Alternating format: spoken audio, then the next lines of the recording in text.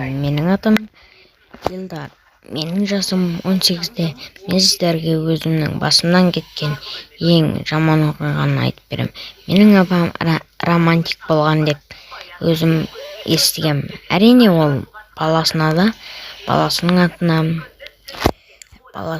аты Лими еді. Ал екеуміз дос емес едік, көп ойнамаймыз. Мен бір күні далада қашып бара жатқам. Жаттығу жасаушым жүрдім. Менің анаммен бірге қосылғанда әкем қашып кеткен. Үйден қашқан, әрине. Содан кейін бұл енді қайғылы оқиға шығар. Бірақ маған олай көрінбейді. Мен де бүйтем, тамақ ішемін, мектепке барамын. Бұл бәрі отбасында бар нәрсе емес пе? Күнде жоқ дейсің. Маған демалыстағы ең күшті ұнайды, ол кино көріп отыру. Анам әкеміз попкорн жеп кино көріп отырамыз. Әкеміз есімізге де алмайды. Мысалы, маған зеріктеушілер ұнайды. Олар бәрін зеріктейді, маған ұнайды. Мен де өскенде агент болғым келеді. Анам мені көп қолдайтын. Ондан мен сұраған едім.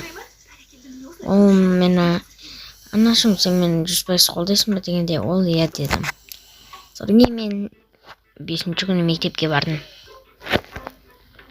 Мен 2 алдым. Бұл әрине қайғылы жағдай шығар, бірақ бұл бай балалар мысалы 5 алады. Мен сияқты бай емес, орташа да бай емес, ақшалары жоқ, олар 2 алатын шығар. Маған солай көрінеді.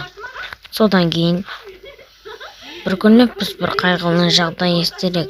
Біздің мектептегі бір қыз өліп қалыпты. Әрине бізде ол қайғылы жағдай болмады. Біз сондай әрине сыбыстар естідік. Бұл шын ба өтірік па білмеймін. Ол қыз өліп қалды.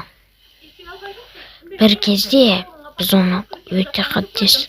Бізге бәрі шынайы болды. Олар бізге бәрін шын қылбайды. Шын дері. Түнде кеште кезде бізге полиция келіп, менен бәрі ақпаратты сұрады. Ол өзенге батып өліп қалыпты. Тым қайғылы оқиға шығар, бірақ ол менің досым еді. Оның көйлегі, және де аяқ киімі, және де белбеуі, және де сумкасы. Ішінде хат. Білмеймін, қазір оқиғаны деп жатқанбыз. Ол, анашым, мені кешір. Маған осылай тура келді деп жазып қойды. Анасы оны естіп күлді. Ол тасқа қалаған сияқты. Кейін бізге қыс басталды. Қыс 30 күннен кейін келді. Шын айтатын болсақ, 1 айдан кейін. Оның өлгені бәрімізге қайғылы. Тіпті анасы көп жылайды. Содан кейін мен бір күні көшеде жүріп келе жаттым. Бір күні бір нәрсе көріп қалдым. Бір кітап.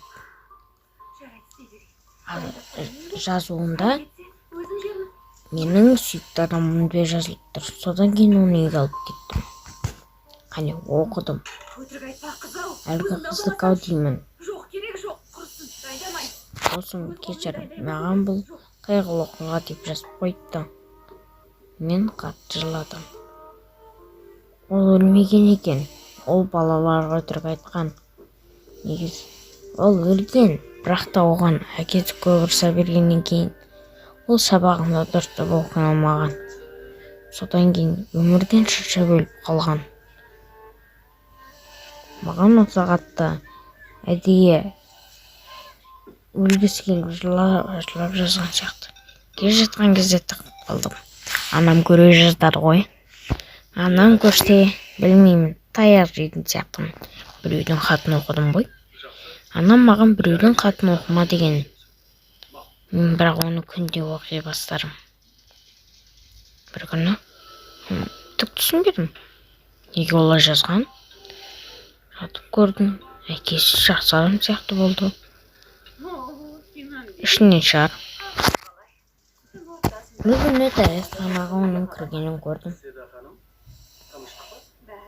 Мен бара жатқан кезде кешір деп қалды да кетіп қалды. Мұрнымды бір соғып алдым. Содан кейін дәретханаға кіріп кеттім. Маған оның түрі бір түрлі болып көрінді. Қатты қорықтым. Bir нәрсені істеп жүр ме? Әлде тағы бір үйлерді қинап жүр ме? Көп ойлар келді, бірақ оны мен түсінген жоқпын. Біраз уақыттан кейін ойыма кішкене жаман ойлар келді. Бірақ олардан арылу үшін біраз кофе іштім. Оның анасына да айттым. Кешіріңіз, бірақ та бұл хатты беруіме тура келді. Жарайды, саған ренжімеймін. Рахмет, бұл қызымның ең жақсы хаты. Жарайды, қайғыңызға ортақпын дедім. Енді жоқ ол дейді. Ол көп жыладым. Одан кейін оның маған арнап жазған оның бөлмесін көріп қалдым. Маған хатты жазған бөлме емес пе? Ол аяқ киімдерді көрдім. Әлгі аяқ киім емес пе? Дәл соған ұқсайды. Соның жаты сияқты. Әйтеуір соны көрдім. Түсінбей қалдым. Мен тіпті оны полицияға да айттым. Айтпақшы болғам, бірақ құпиясы шығар деп айтпадым. Біраз құпия жоқта. Егер ол осы бөлмеге немесе Америкаға барса, енді мен таңғалып қарайды. Содан кейін компьютерден оның бәр жерінде тексеріп алдым. Көп түсірген жоқпын. Қысқа дейін барып алдық. Америкаға бардым. Америка жылы жер ме? Әлде маған қызық болды. Содан кейін бардым. Анамнан сұранып барғам. Ол кісіге бардым. Америкаға жеткен шығар, мүмкін жетпеді. Бір күні бір үйге есіктің қатын. Менің атым Олжас, сәлеметсіз бе? Сен бе? Ол менің нағашы әкем. Нағашы апам мен нағашы әкем. Содан кейін олардың үйіне барып біраз шай ішіп, сөйлесіп отырдық. Не болды? Бүгін мектебінде бәрі 5 пе? 5-пен оқысаң біз қуанар едік деді. Көп сөздер айтты. Тіпті миым ашығанша сөйледім ғой. Миым ашып кетті. Содан кейін иә деп өтірік салдым. Егер жоқ десем, білмеймін не болады. Бөлмеме қамарып қолар. Әркезде оның әкесін көріп қалдым. Тым жақтарым ұқсамайды. Бүгін тіпті көңілі болды. Әдейі көңілі болып жүрген шығар. Анау сол ма? Сонда ол өлмеген бе? Қалайша? Бұл өлген еді ғой. Сонда бұл бәрі өтірік хаттар тастаған. Бәсе? Жарайды, оған ол көзіңе елестеген шығар деді. Жарайды, көзіме елестеген шығар деді. Содан кейін ол жарайды деп үйіне кіріп кетер деді. Үйіне кіруге сау бол деді. Америкаға күнде кетіп тұр деді.